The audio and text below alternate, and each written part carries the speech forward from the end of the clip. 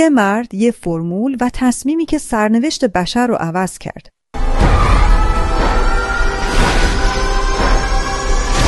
Until somebody builds a bigger bomb.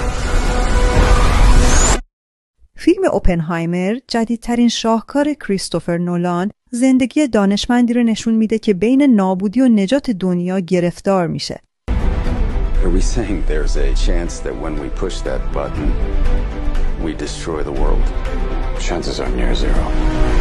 اینجا خبری از صحنه‌های اکشن معمول نیست. قدرت فیلم توی دیالوگ‌ها، بازی‌های درخشان و تنش مداومیه که لحظه‌ای رهات نمی‌کنه. World will remember this day.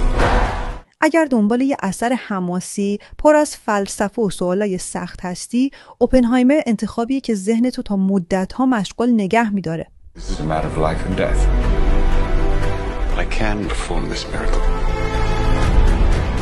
World War II would be over. Our boys would come home. That's happening, isn't it? من سارا هستم. اگه از این معرفی خوشت اومد، لایک و کامنت یادت نره و برای معرفی‌های بعدی سابسکرایب کن.